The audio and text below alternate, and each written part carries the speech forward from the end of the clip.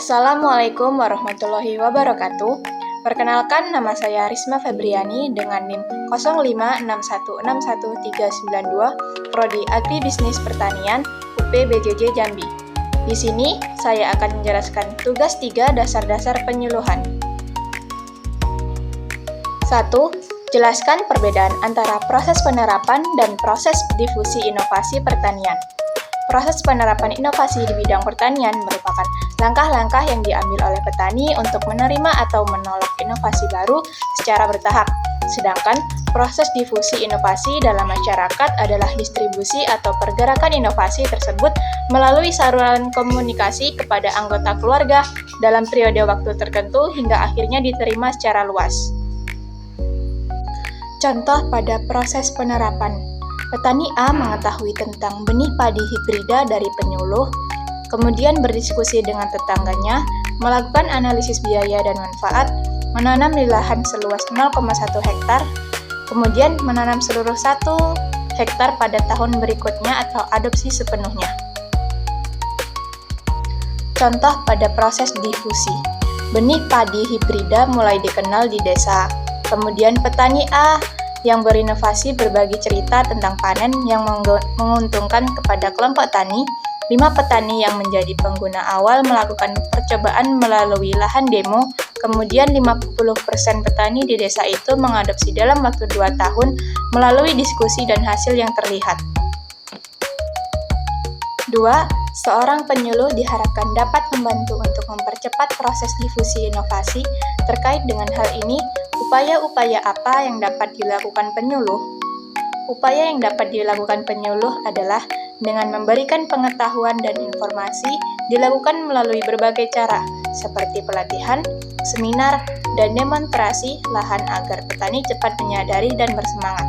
Kemudian, pembentukan kelompok tani dan jaringan sosial didukung melalui diskusi, kunjungan studi, dan dialog antar petani untuk mendistribusikan informasi.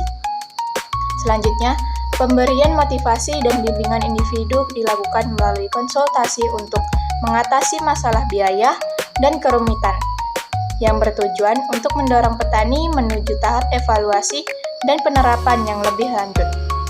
Kemudian, kerjasama dilakukan dengan pihak-pihak terkait untuk memberikan dukungan logistik dan finansial bagi petani bersama dengan penyedia bahan, pemerintah, dan pasar. 3. Salah satu jenis pendekatan penyuluhan adalah penyuluhan partisipasif. Mengapa disebut partisipasif? Sebutkan karakteristiknya dan berikan penjelasan.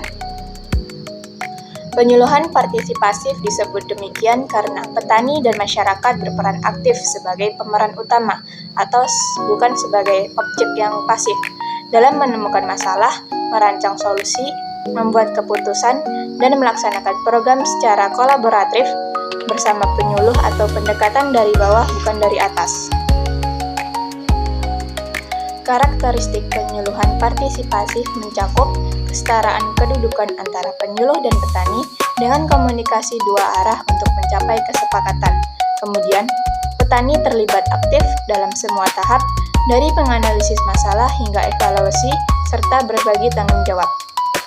Program disusun berdasarkan kebutuhan dan masalah lokal, fokus pada swadaya dan kemandirian petani.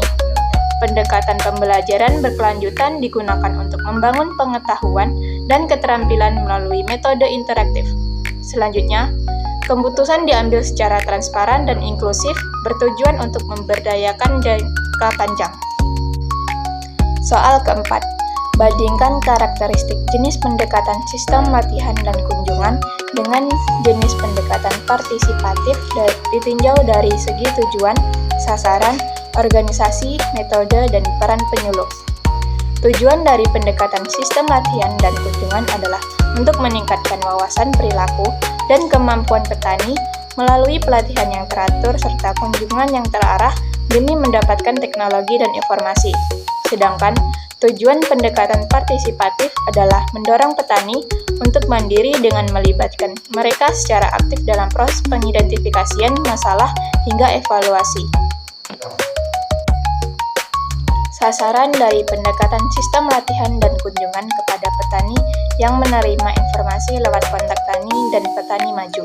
Sedangkan sasaran dari pendekatan partisipatif adalah semua petani sebagai pihak utama yang setara dengan penekanan pada kelompok inklusif tanpa adanya hierarki. Kemudian, organisasi pendekatan sistem latihan dan kunjungan yang terpusat dan terjadwal dengan ketat, di mana penyuluh mengendalikan program. Sementara itu, organisasi dengan pendekatan partisipatif memiliki sifat desentralisasi yang fleksibel sesuai dengan kebutuhan lokal, di mana kelompok petani mengelola secara mandiri dengan bantuan penyuluh. Metode pendekatan sistem latihan dan kunjungan, yaitu pelatihan yang terstruktur antara teori dan praktik, kunjungan kelompok, RDKK, serta demonstrasi lapangan yang rutin dan terfokus.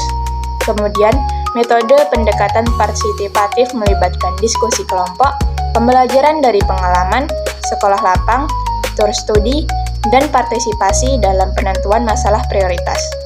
Selanjutnya, peran penyuluh dalam pendekatan sistem latihan dan kunjungan yaitu sebagai pengajar utama, kunjungan fasilitator, penyampaian informasi dari pusat, dan agen perubahan vertikal. Sedangkan peran penyuluh dalam pendekatan partisipatif sebagai fasilitator atau mitra setara, mendampingi proses pembelajaran, pemacu partisipasi, dan bukan pengendali. Sekian penjelasan dari saya. Apabila ada kesalahan kata, saya mohon maaf. Saya akhiri. Wassalamualaikum warahmatullahi wabarakatuh.